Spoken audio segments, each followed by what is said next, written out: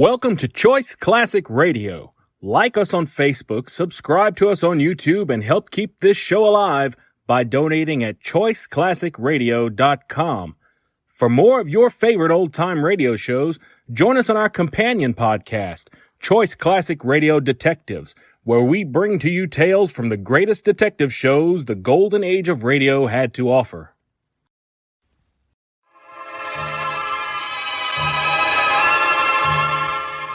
Mystery in the Air, starring Peter Lorre, presented by Camel Cigarettes.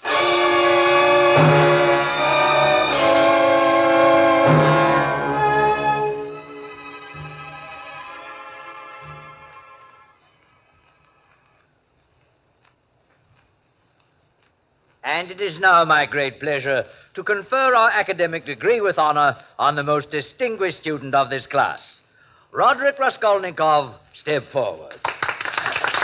In the history of our university, there have been few young men who have compared with him in mental brilliance, and few for whom the future held greater promise. Roderick, I've spoken for the university. Now I want to speak for myself. As a token of the esteem in which I hold you and your abilities, I want to present you with this watch. Thank you, sir. Read the inscription. To Roderick Raskolnikov, may his great gifts bring him the reward of honor and good fortune. Thank you, sir. Thank you very much. Roderick, my boy, I'm proud to have had you as one of us, and sad that you are leaving. Good luck to you, and God bless you.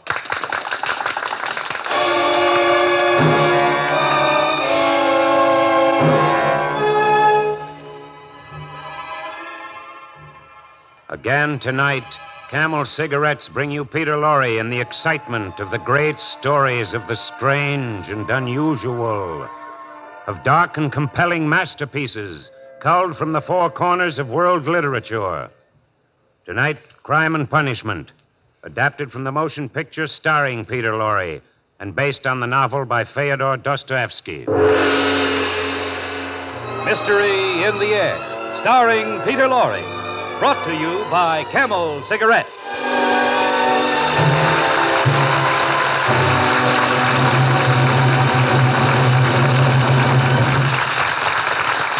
Experience is the best teacher. Try a Camel. Let your own experience tell you why more people are smoking Camels than ever before. It's your T-zone, that's T for taste and T for throat, that decides how well you like a cigarette. And the T-zones of millions of people are voting overwhelmingly for Camel.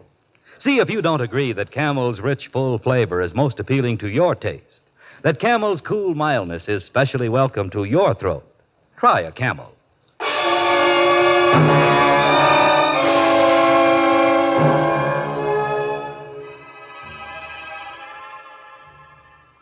So I, Roderick Raskolnikov, went to the city to achieve honor and good fortune. But 1 year later, I had achieved neither. I had written one book, a book on crime, which I had to sell to a publisher for barely enough money to pay my first 6 months' rent. The reviews were very nice. Yes, one of them said, the subject is handled with such brilliance that one wonders whether it's the work of a genius or a great detective, or both.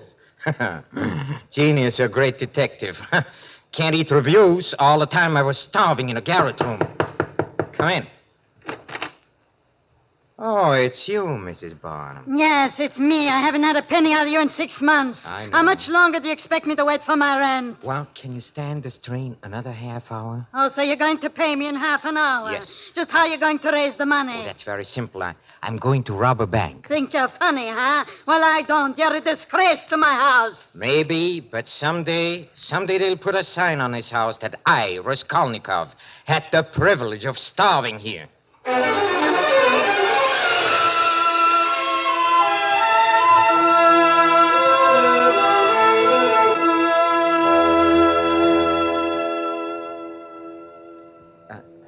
I beg your pardon. Is there a pawnbroker? I think it's an old woman by the name of Leona. Does she live here? Yes, one more flight up. I'll show you. Yeah. I'm going there myself. Thank you very much. May I carry your package? No. No, I can manage. It's this door here.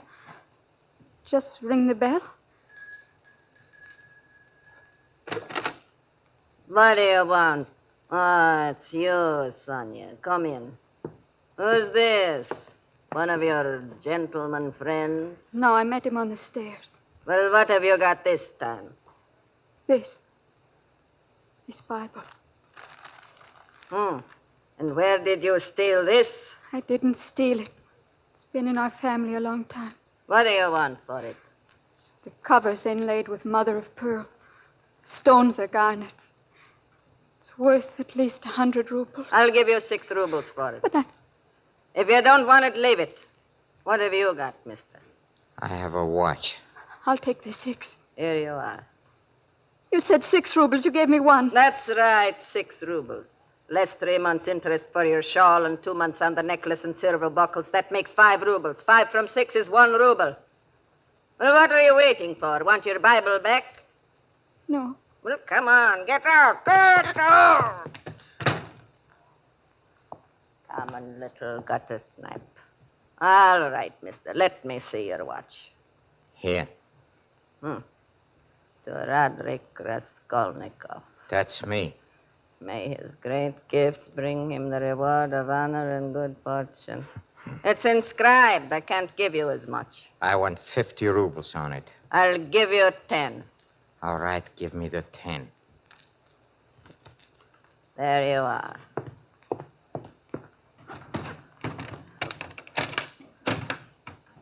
What are you staring at? Don't look at me like that. I'm not looking. I'm not staring. I was watching you put the young lady's Bible and my watch into that trunk, that's all. But I've got nothing in here. Nothing but a lot of trash. A lot of trash. Get out of here. As you say.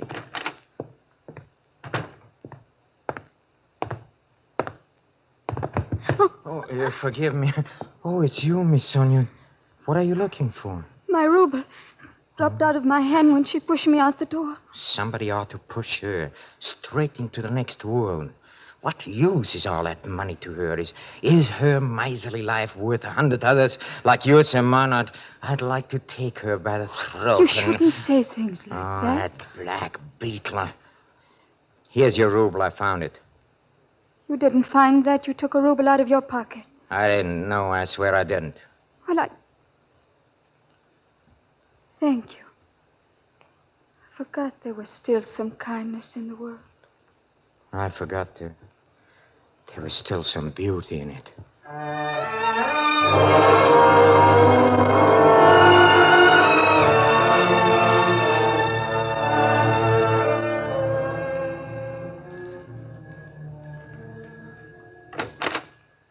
What do you want at this hour? It's after midnight. It's me, Raskolnikov, don't you remember? I've got a valuable vanity case this time. Fine hour this is to come around with your rubbish. But come in.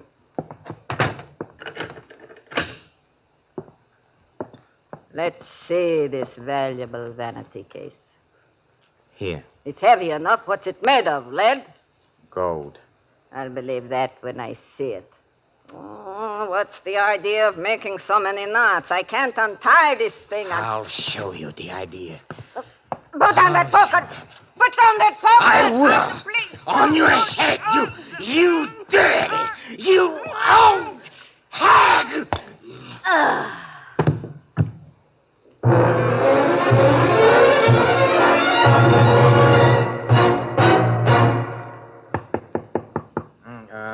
Come in. Good morning, Miss Possum. Fine day, don't you think? Very fine day, huh? I didn't come up here about the weather. Oh, no. It's about the money, yes. Well, I'll have it today. I promise I'll have it today. Not about the money either. No, about what? There's a policeman downstairs. Policeman? What is he? Here he is now. Ask him yourself. Are you the writer Raskolnikov? Yes. Well, come along with me. You're wanted at headquarters. There must be some mistake. Yes, there must be some mistake. I haven't done anything. What have I done? You'll find out when you get there. Come along.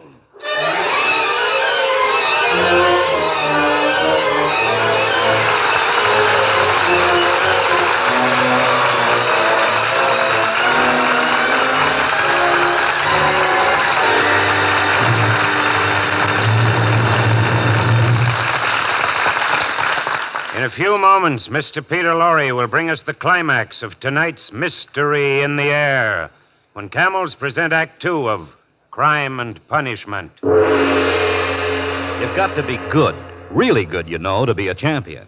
You've got to have what it takes, and it takes plenty of skill, plenty of training, and above all, plenty of experience.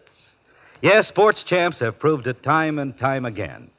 Experience is the best teacher. Cecil Smith, the polo star, thanks experience for his goals.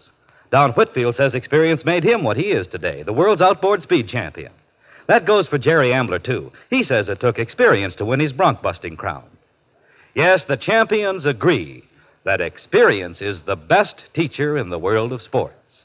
And millions of smokers agree that experience taught them plenty about cigarettes. Back in the days of the wartime cigarette shortage, folks smoked brand after brand. They had to take whatever brands they could get. They compared those brands, became experts on the differences in cigarette quality. And that experience convinced thousands and thousands of smokers that Camels are their first choice.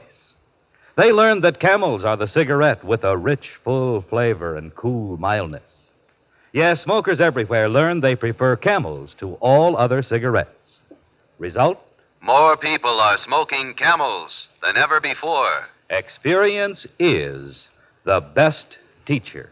Try a Camel yourself.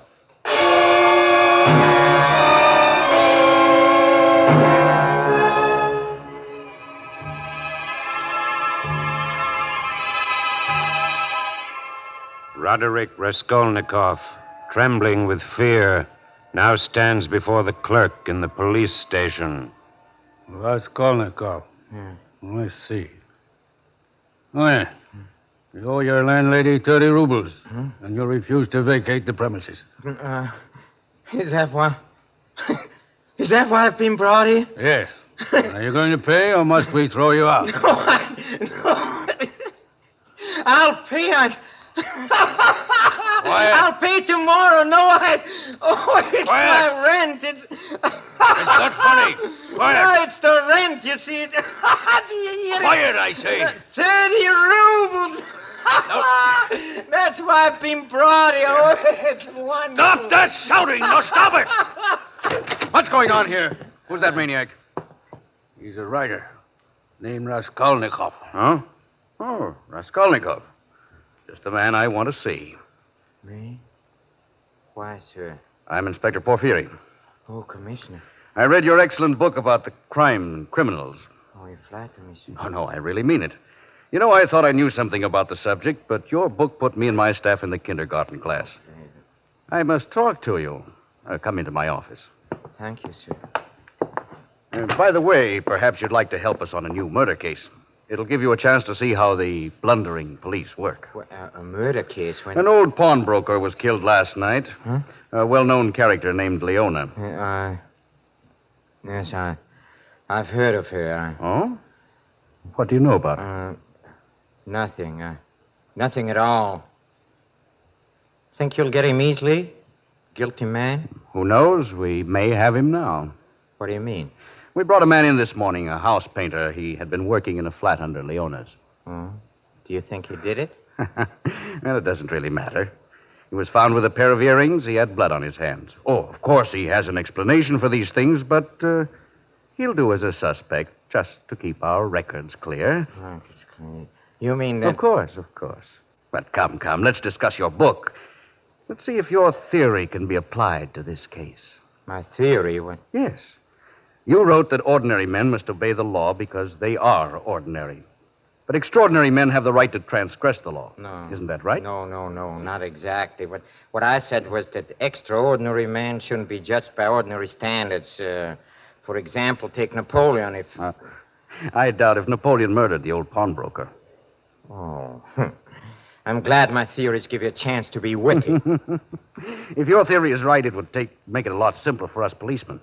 If your extraordinary men had some distinguishing mark, say a medal or a ribbon, or a resemblance to Napoleon. What do you mean?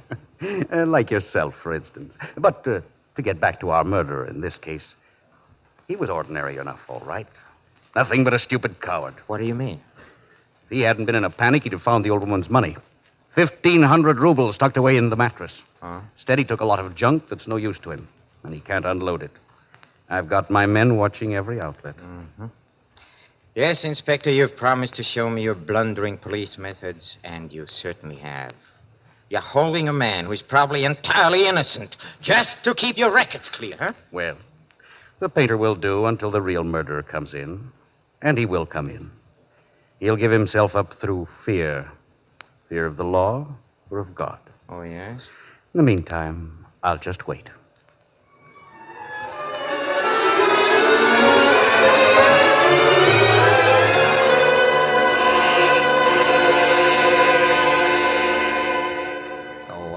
I admit I was furious, stupid, coward indeed, but then I realized that I wasn't a coward at all in the country, and in facing the inspector so calmly, I'd learned not to be afraid. Still, I needed money, and now I didn't dare to sell any of the old woman's stuff. I determined to try my newfound courage on a publisher of my book. Sit down, Mr. Raskolnikov. I'm glad to see you. We had very nice response on your book. Oh, that's good. I've almost finished another one. Oh, is that so? Oh, you might let us see it when it's done. Well, you see, as a matter of fact, another publisher, he has offered me an advance of 750 rubles on it. He has? Yes. The pirate. You're my discovery. Well... Look, I'll give you 1,000 rubles advance. How's that? Oh, that's fine. That's wonderful.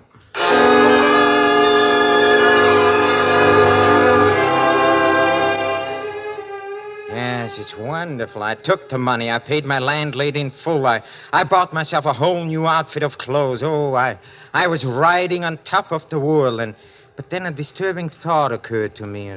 Of course, the inspector hadn't suspected me for a moment, but undoubtedly he would find my name in the old pawnbroker's books. He might think it curious I hadn't mentioned it myself. I decided to go and see him again, voluntarily, yes, out of my own free will. That's what an innocent man would do, or would he? Well, anyway, I'm going.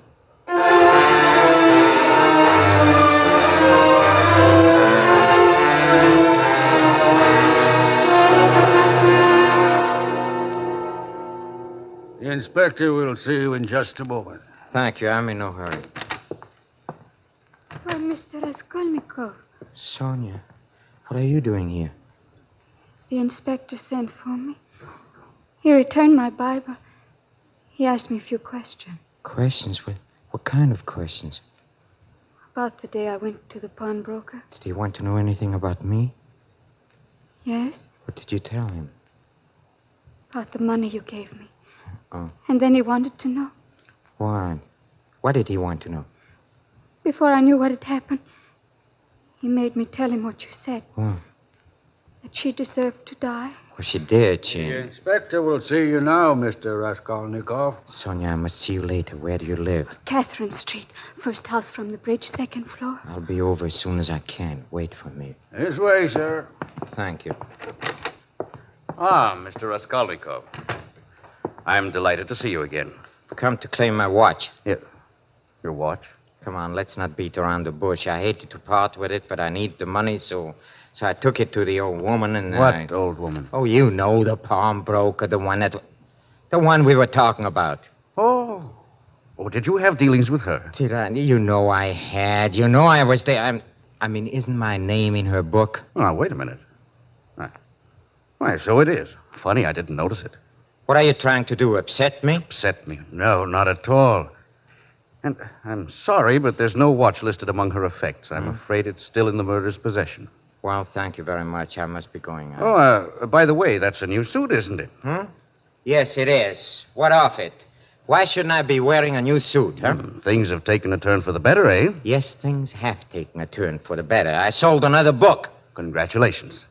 I hope you'll have some theories in this one that'll help me solve this murder. We're still holding that poor wretch of a painter. Oh, your real murderer hasn't come in, huh? No, not yet. But I haven't given up hope. Oh, you're very optimistic. That's good. Suspect anyone in particular? Oh, I suspect anyone and everyone. That's good. I'll admit now that for a time I even connected you with the murder. Me? Yes. You know how a policeman's mind functions. No, I don't. I began piecing things in a pattern. Your desperate poverty, the fact you almost fainted when I mentioned the murder the first time. Your talk of supermen being above the law. Oh, now I can see. You're that. going around town flashing all that money, Yes, which yes. I didn't know until just now came from your publisher. You had me followed, huh? Well, a matter of routine. Yeah. Well, let me tell you something. If I were the guilty man, I'd be too smart to try to sell that junk. I'd have gone into the country and buried it under stone. You hear me? Yes, under a big, heavy stone. So? Come on, accuse me of murder if you like, but don't insult me by believing that I'd overlook 1,500 rubles in a mattress. Try your clumsy methods on half-wits, like that poor fool you're going to sacrifice, just to keep your records clear. But I'm not accusing you. I don't accuse a man I think is guilty if I have no proof. I just sit and wait. Yeah, you sit and wait. Stop playing this cat-and-mouse game with me. If you think you have a case against me, come on, arrest me or bring me to a trial. I'll show you how. Yes, I did it. Inspector, I did it. this man just confessed. Yes, I confess. I'm guilty. I'm the murderer. Punish me. You're lying, you fool. You didn't kill her. I hit her over the head with a poker. I hate her. You idiot. You didn't even know about her until we arrested you. You didn't know anything about it until we beat it into you. Take him away, officer. He wants to go to Siberia that badly. I'm guilty, I tell you. I'm guilty. Get him out of here. Oh, what a triumph for your methods, Inspector. First you tried to make him confess, and now you tried to make him believe he's innocent. Doesn't your conscience ever bother you? No. Let the real murderer suffer from his conscience. And it'll trouble him. He's no Napoleon. No, he's not hard enough. He'll come in, and I'll be waiting for him. I'll be waiting. Good luck.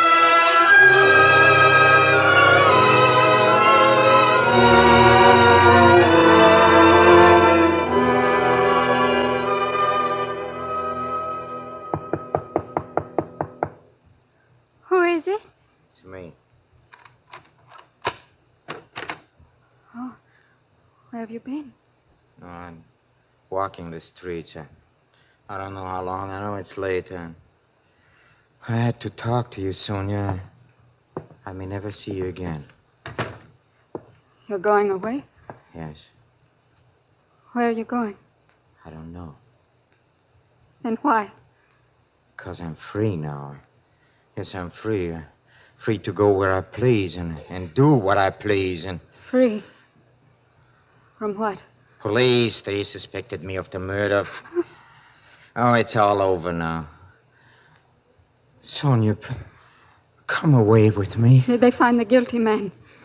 They had him all along. He confessed this morning. Who was it? Oh, a painter who worked in a house. Why all these questions? Leave me alone. I've been questioned enough. Please put that Bible away. I don't want to be reminded of that old hag. And Jesus said, take away the stone. What stone? What stone are you talking about? How do you know I hid it under a stone? It's the stone under which Lazarus was buried. Huh? Then they took away the stone from the place where the dead man was. And Jesus lifted up his eyes and said, Father, thou hast heard me. And when he had thus spoken, he cried in a loud voice, Lazarus, come forth. And he that was dead came forth. Sonia.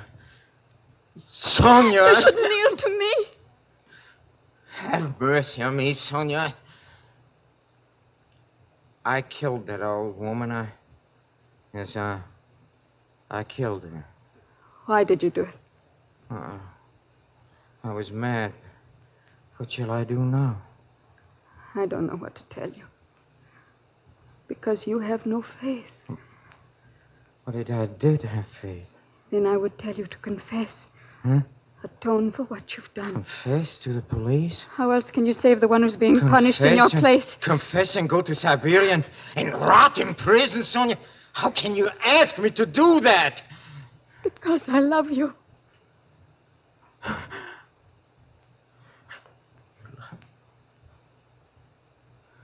Sonia, I know it. I know it now. You know, I have faith. You have given it to me.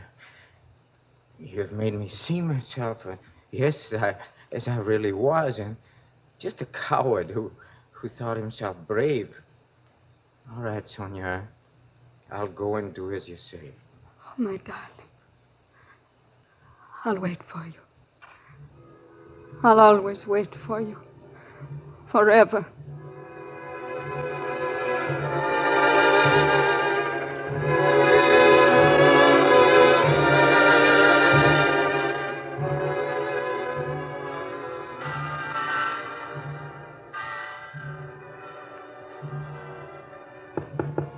Come in.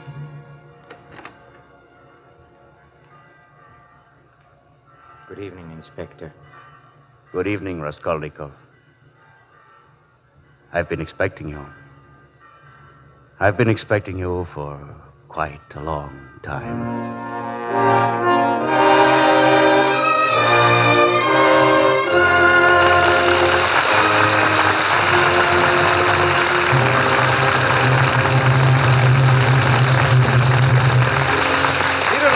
Back in just a moment for Camel Cigarettes.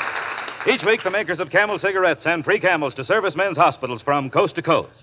This week, the Camels go to Veterans Hospital, Muskogee, Oklahoma, U.S. Army Tilton General Hospital, Fort Dix, New Jersey, U.S. Naval Hospital, Key West, Florida, U.S. Marine Hospital, Memphis, Tennessee, and Veterans Hospital, Tucson, Arizona. When 3 leading independent research organizations asked 113,597 doctors living in every state of the Union, what cigarette do you smoke, Doctor? The brand named most was Camel. According to a nationwide survey, more doctors smoke Camels than any other cigarette.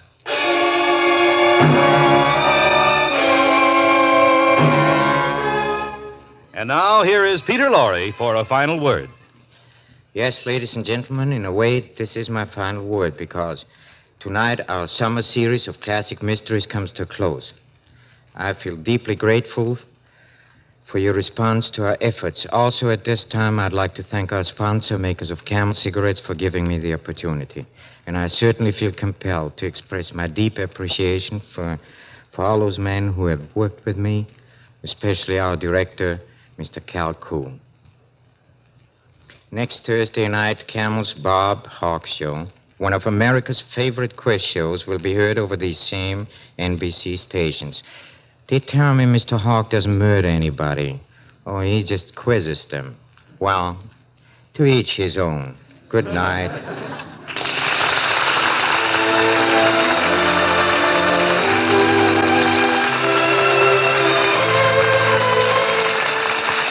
Men, shopping around for just the right tobacco for your pipe? Don't miss Prince Albert, the tobacco specially made for smoking pleasure. Prince Albert is a mild tobacco with a rich, full, mellow taste. Its choice tobacco is specially treated to ensure against tongue bite. Crimp cut to burn slow, smoke cool. More pipes smoke Prince Albert than any other tobacco. So see if PA doesn't give you more pleasure from your pipe. If your community did not observe daylight saving time this summer, listen in for the Camel Show 1 hour later next week when the Bob Hawk Show will be heard at this time over these same NBC stations. Crime and Punishment has been adapted from the screenplay Crime and Punishment by arrangement with Columbia Pictures, producers of the Technicolor musical Down to Earth. Listen next Thursday at 10 p.m. Eastern Standard Time, 9 p.m. Central Standard Time, 8 p.m. Mountain Time, and 7 p.m. Pacific Time for the Bob Hawk Show over these same NBC stations. Music for Mystery in the Air was composed and conducted by Paul Barron. The artists supporting Mr. Lorre tonight were Henry Morgan, Peggy Weber, Joe Kearns, Ben Wright, Louis Van Ruten, Gloria Ann Simpson, and Herbert Butterfield. This is Michael Roy in Hollywood wishing you all a pleasant good night for Camels. This is NBC, the National Broadcasting Company.